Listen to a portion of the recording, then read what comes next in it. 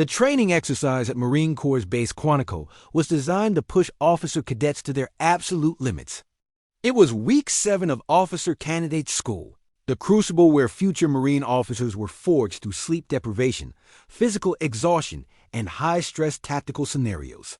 Tonight's exercise was an urban warfare simulation. Cadets tasked with clearing a mock city block and neutralizing hostile actors played by instructors and role players. The setting was realistic, complete with smoke machines, blank ammunition, and civilian actors adding chaos to the battlefield simulation. Among the role players was a man in his late 70s, hired to portray a civilian caught in the crossfire. Robert "I Am Mike" Sullivan stood in the dimly lit mock apartment building, wearing threadbare clothes and a baseball cap, looking every bit the part of a frightened elderly man. The cadets had no idea who he really was. To them, he was just another contract civilian, probably a retired guy making extra money on weekends. They had no clue they were looking at a living legend, a man who'd served 3 tours in Vietnam, fought in Beirut, and trained generations of Marines in hand-to-hand combat. If you're wondering where this goes, hit that like button and comment if you think age is just a number when it comes to skill. Squad 3, led by Candidate Officer Ryan Matthews, entered the building with tactical precision. They'd been awake for 36 hours straight, running on adrenaline and determination. Matthews was good, destined for infantry command, but tonight he was making mistakes born of exhaustion. His team cleared the first 2 rooms efficiently, then burst into the third, where Sullivan stood with his hands raised, playing the frightened civilian perfectly. "Don't move!" Matthews shouted, his training rifle pointed at Sullivan's chest. "On the ground, now!" Sullivan complied slowly, moving like an old man with arthritis might, dropping to his knees with apparent difficulty. The other cadets swept the room, clearing corners, checking for threats. One of them, Candidate Johnson, a cocky kid from Texas who played too many video games, decided to escalate the scenario. "Search him," Matthews ordered. Johnson approached Sullivan roughly, his training weapon still raised. Then, trying to impress his squad leader and perhaps overcome by the simulation's intensity, Johnson made a catastrophic error in judgment. He pressed the barrel of his training rifle against the back of Sullivan's head. "If you move, old man, you're dead. Understand?" What happened next occurred in less than 3 seconds, but would be analyzed frame by frame in training sessions for years to come. Sullivan's hands, which had been on top of his head, moved with speed that defied his age and appearance. His right hand trapped the rifle barrel, controlling its direction. His left elbow drove back into Johnson's solar plexus with surgical precision. In the same fluid motion, Sullivan pivoted, stripped the weapon from Johnson's hands, swept the young man's legs, and had him face down on the floor with the training rifle's barrel pressed against his neck.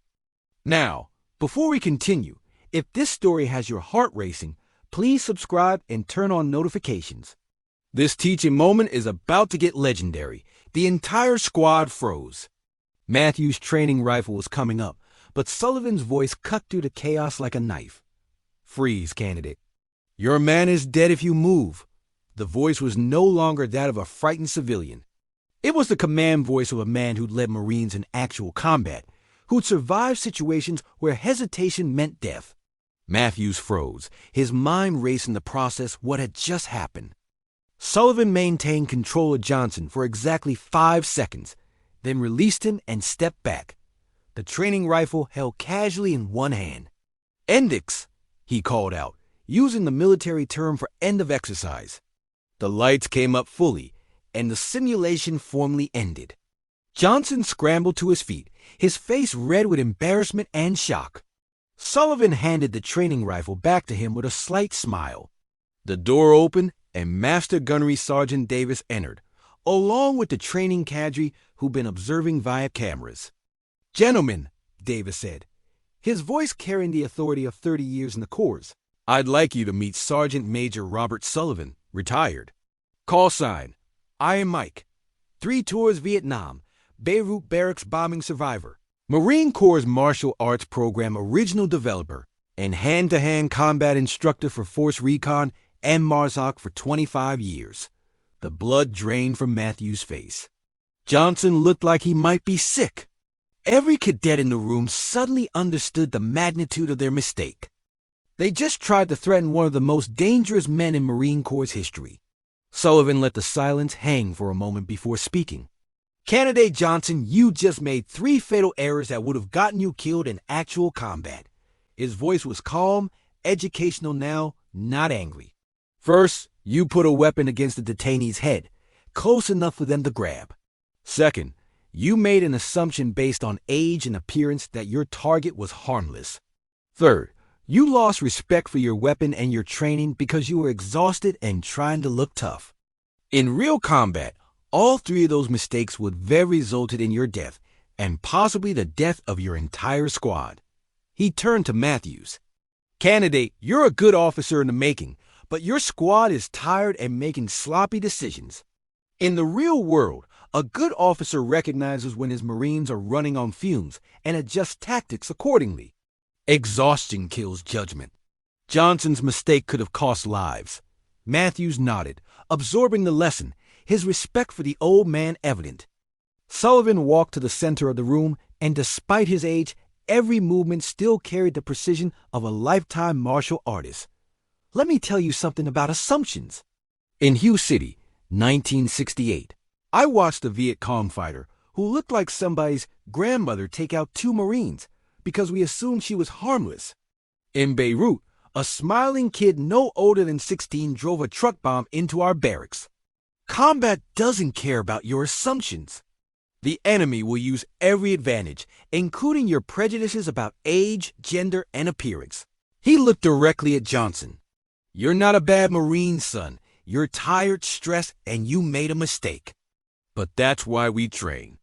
Better to learn this lesson here, in safety, than to learn it when lives are actually on the line. Can you tell me what you should have done differently? Johnson, his earlier cockiness completely gone, responded thoughtfully. Sir, I should have maintained distance while securing the detainee. I should never have placed my weapon within grab range. And I should never have underestimated anyone based on appearance. Sullivan nodded approvingly. Outstanding. That's exactly right. And let me add something else. Every person you encounter in combat has a story you don't know. That scared civilian might be a former soldier, a trained fighter, someone who's been in more battles than you can imagine. Treat everyone with respect and maintain tactical discipline at all times. Master Gunnery Sergeant Davis stepped forward. Gentlemen, Sergeant Major Sullivan volunteers his time to help us train the next generation of Marine officers. What you just experienced is a gift. Most of you will never face an opponent with his level of skill and experience. He just showed you what real combat expertise looks like. And more importantly, he showed you the cost of complacency and assumptions. Matthews raised his hand. Sergeant Major, how did you move that fast? Forgive me, sir. You're in your late 70s. Sullivan smiled, the first genuine warmth showing through. Son, I'm 78 years old. My knees hurt, my back aches, and I can't run 3 miles like I used to. But what I can do is leverage 55 years of martial arts training, combat experience, and muscle memory that's burned so deep it doesn't require thought. Speed isn't always about being fast. It's about efficiency, economy of motion, and knowing exactly what to do before you do it. The cadets spent the next 30 minutes with Sullivan, asking questions, learning techniques, understanding the difference between physical capability and tactical expertise. By the end, every cadet in that room had a new appreciation for the warriors who come before them and a deeper understanding of what real mastery looked like. This story reminds us that expertise doesn't fade with age, that the most dangerous opponents are often the ones you underestimate, and that true mastery combines physical skill with decades of experience and wisdom. It reminds us to respect our elders, especially those who served, because their capabilities may surprise us and their lessons can save lives. If this touched your heart, please share it. Drop a comment about a time someone's experience taught you a valuable lesson. Let's honor our veterans who continue to serve by training the next generation. Thank you for watching, and remember, Never judge a warrior by their age.